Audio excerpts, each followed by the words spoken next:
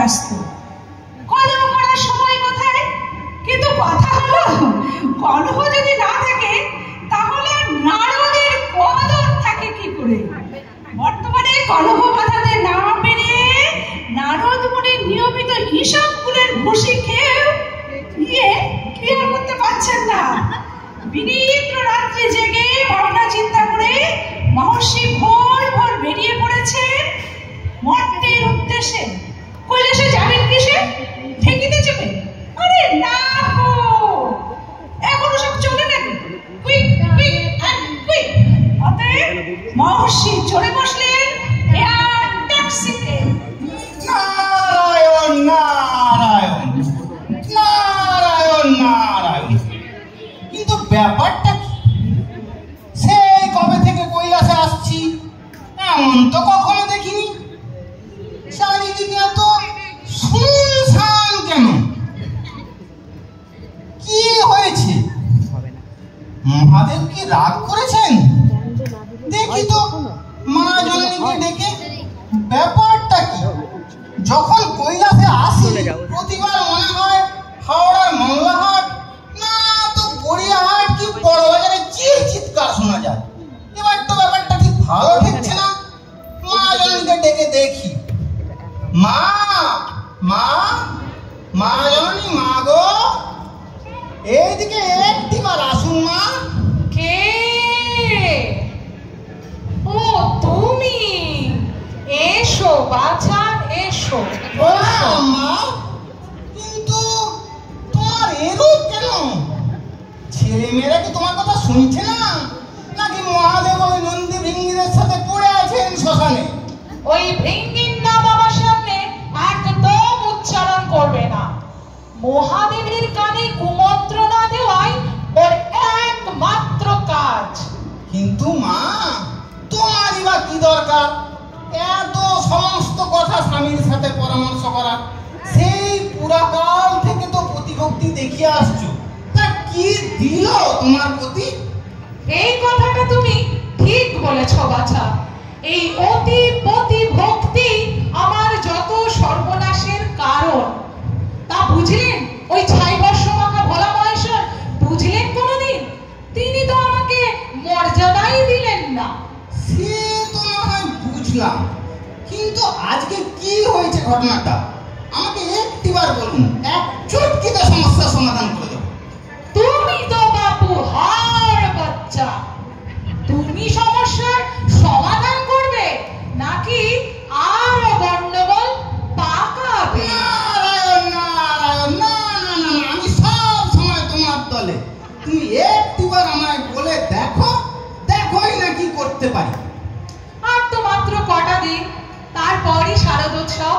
বাপের বাড়ি যাব। তো আজকাল দেখছি সবার হাতেই একটা করে মোবাইল ফোন। কে তো কিনেছে। তা আজ সকালে চুপি চুপি ওর বাবাকে ওর কাছে পাঠিয়েছিলাম, কেতোকে বাবার কাছে পাঠিয়েছিলাম মোবাইলের টাকার জন্য। কিন্তু মহাদেব টাকা তো দেয়নি, উপরন্তু এত গালাগাল করেছে, এত গালাগাল করেছে তা আর বলার নয়। কোনোর আবার ওইসব দিকে খেয়াল নেই, তার খালি লাড্ডু পেলেই হলো। কেতোর জন্য পাস্তা বানিয়েছিলাম, তা সে না খেয়ে হন্ডা নিয়ে হাওয়া হয়ে গেল। ভেবেছিলাম কথাটা গোপন রাখবো, কিন্তু আজ লক্ষ্মী সরোজ জানতে পেরে আমাকে যা নয় তাই বলে গটগট করে চলে গেল। তাতে কি হয়েছে? গুণ তো তোমার দলে আছে, তোমার আর চিন্তা কিসের?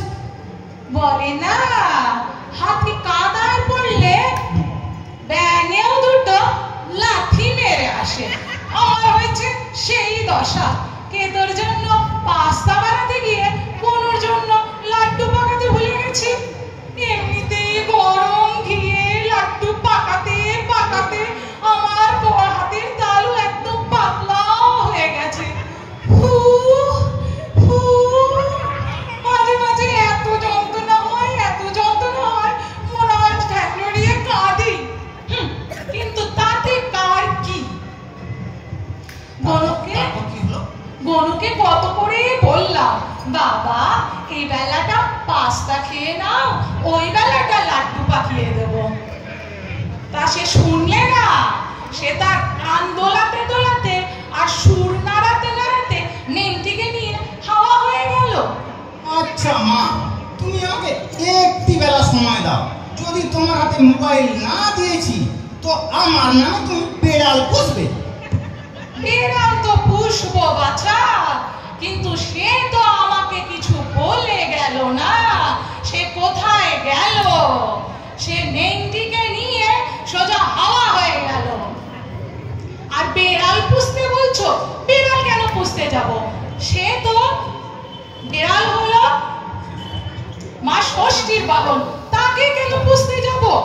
আগেই আমার 4 ছেলে মেয়ে, তাদের বাহন বেহুলা ওই স্বামী, তাদের নিয়ে পালানোর পথ পাচ্ছি না, আবার আরেকটা আপদ জুটিয়ে বিপদ বাড়াই আর কি। যাও মোবাইল নিয়ে আসো। হ্যাঁ, আমি তো এক বেলার মধ্যে মোবাইল আনবই। যাই মা। যাও। নারায়ণ নারায়ণ নারায়ণ নারায়ণ। আমি ততক্ষণ একটু রান্না বান্না সেরে ফ্রেশ হয়ে নি, না হলে তো আবার ভালো ছবি আসবে না। যা।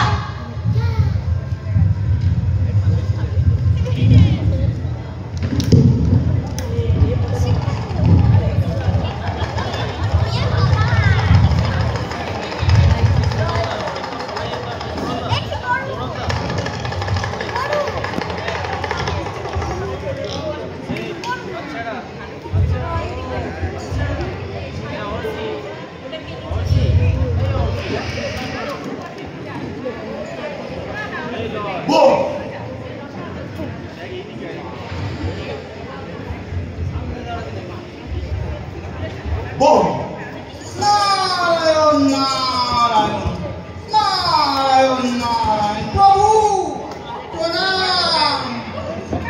এই মোবাইল মায়ের জন্য একটা এনেছি। আপনি তো সারাদিন বিভিন্ন কাজে ব্যস্ত, ত্রিভুবনের সব দায়িত্ব আপনার মাথার উপর। আপনি তো বাড়ি যাওয়ার সময় পান না, মায়ের সাথে গল্প করারও সময় নেই। এই ফোন দিয়ে মায়ের সাথে কথা বলবেন, হোয়াটসঅ্যাপে চেক করবেন, প্রাকৃতিক পরিবেশের ছবি তুলবেন। আপনারও মন ভালো থাকবে, মায়েরও মন ভালো থাকবে, সব কোলাহল মিটে যাবে। টাকা পেলে কোথায়? টাকা টাকা পাই প্রভু। এবার দিন, টাকা দিন। হাত পাতলে গেল। এই জিনিসটা খায় না মাথায় দেয় সেটা তো আগে বোঝাবে। আমি তো বোঝাবো প্রভু, আমি তো ওই জন্যই আছি। এই যে এইরকম করে ফোন করবেন মাকে, আর আচ্ছা। এইটা হচ্ছে হোয়াটসঅ্যাপ, এই করে মেসেজ লিখতে, আর তারপরে এইটা হচ্ছে সেলফি। এরকম করে আপনি ছবি তুলবেন, আবার উল্টো দিক দিয়ে প্রাকৃতিক পরিবেশেরও ছবি ও তুলতে পারবেন। দেখি দেখি একটা ছবি তুলি দেখি। আরে কে কি চেহারা হয়েছে? এই জন্যই কে তোর মা আমার ওপর রাখ। যাই বাড়ি গিয়ে পরিষ্কার পরিচ্ছন্ন হয়ে দিদির সঙ্গে একটা সেলফি তুলি দেবে। দাও হে মহর্ষি, তোমার মা জানানির ফোনটাও দাও দেখি। আমি নিজে গিয়ে তাকে উপহারটা দেব, তাহলে আমার ওপর যত অভিমান আছে সব গলে জল হয়ে যাবে। দাও। প্রভু, আপনি ওই ফোনটা নিয়ে প্রাকৃতিক পরিবেশের ছবি দেখতে দেখতে কৈলাসের দিকে যান। আচ্ছা, তাও ঠিক। আমি মাকে গিয়ে খবর দিই যে আপনি আসছেন, আর মায়ের হাতে মোবাইলটা দিই। মা শুনে খুব আনন্দ পাবেন। আচ্ছা, তা বেশ ভালোই বলেছো, বুঝলে। তাহলে আমি আমার মোবাইলটা নিয়ে যাই, আর মানস সরোবরে স্নানটা সেরে তারপরে বাড়ি যাই, বুঝলে। চলো হে নন্দী, যাওয়া যাক। নারায়ণ নারায়ণ নারায়ণ নারায়ণ।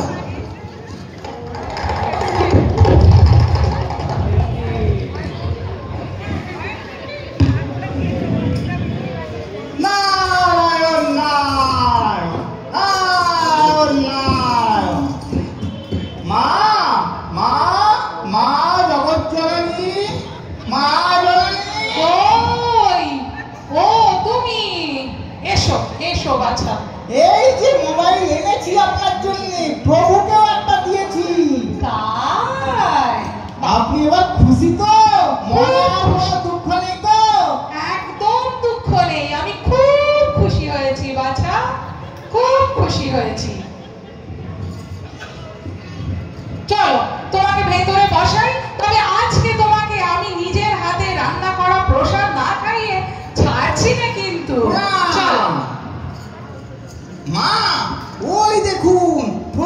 প্রাকৃতিক জগতের ছবি তুলতে তুলতে আসছেন, নন্দীকে নিয়ে আসছেন, দেখুন। তাই তো, যাও বাচ্চা, তুমি যাও। ভিতরে যাই মা, প্রণাম। নারায়ণ নারায়ণ তাই তো, মহাদেব আসছে। ওরে লক্ষ্মী, কে তো গণ, তোরা তাড়াতাড়ি আয়, তোদের বাবা এসেছেন। প্রণাম প্রভু। চলুন চলুন, আজ আমি আপনাকে নিজের হাতে খাইয়ে দেবো প্রভু।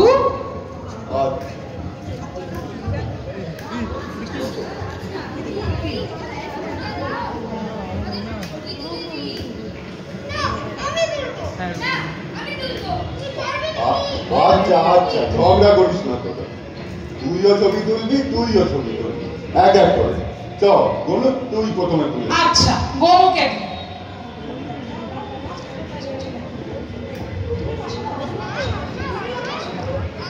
এই তো হাসছি।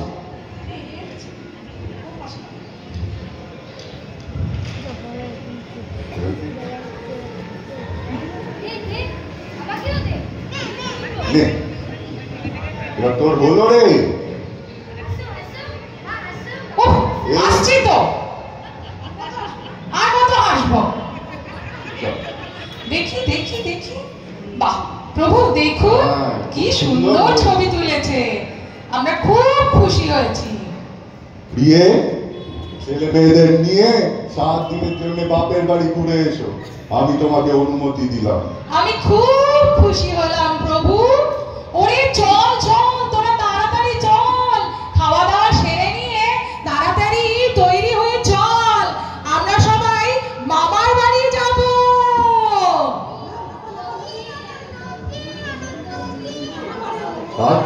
আচ্ছা হয়েছে হয়েছে, এবার খেয়ে দিয়ে রেডি হইলে চলো চলো, এইবার চলো।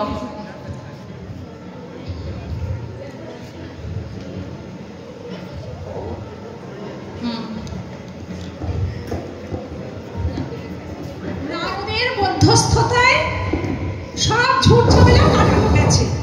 মা স্পেসশিপে চেপে নেমেছেন প্যান্ডেলে, কিন্তু মুশকিল হয়েছে এই প্যান্ডেলের সামনে ড্রাম বসিয়েছেন কর্মকর্তারা।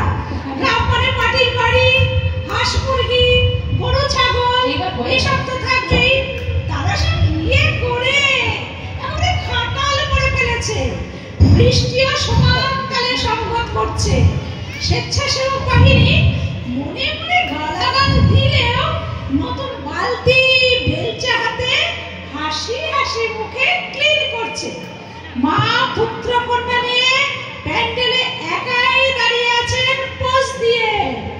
মা সব ছেলে মেয়েকে নিয়ে প্যান্ডেলে দাঁড়িয়ে আছেন। এই ছেলেমেয়েরা খুব বিরক্ত এই খাটাল দেখে।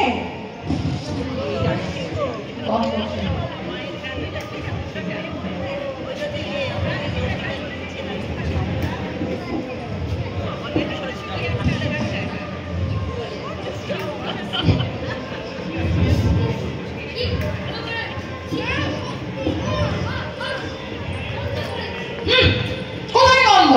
কিচ্ছু গন্ধ নেই, আমাকে একটু ভালো করে ছবি তুলতে দে। উফ,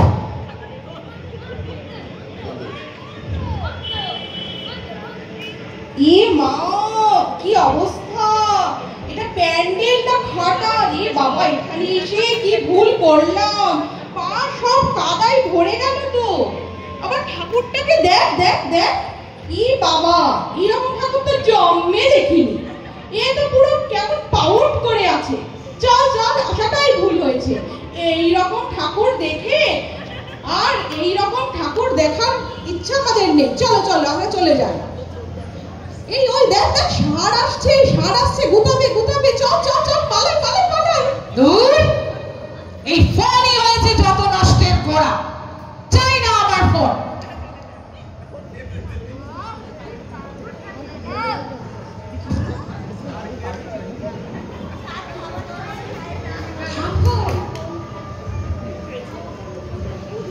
সবাইকে অসংখ্য ধন্যবাদ। আমাদের নাটক এখানেই শেষ হলো। আমাদের এইবার এরা যে ছোট্ট বাচ্চারা যে নাটক করলো মাত্র একদিনের রিহার্সালে। তবে এদের অসামান্য প্রতিভা। কালকে রাত্রি 11টার সময় রিহার্সাল করেছে এবং আজকেই মঞ্চে নেমেছে। শেষ দৃশ্য যদিও ঢাক বাজানোর কথা ছিল, কিন্তু ঢাকি নিরুদ্দেশ, ঢাকটা আর বাজলো না। তাতে কি হয়েছে, আমরা তো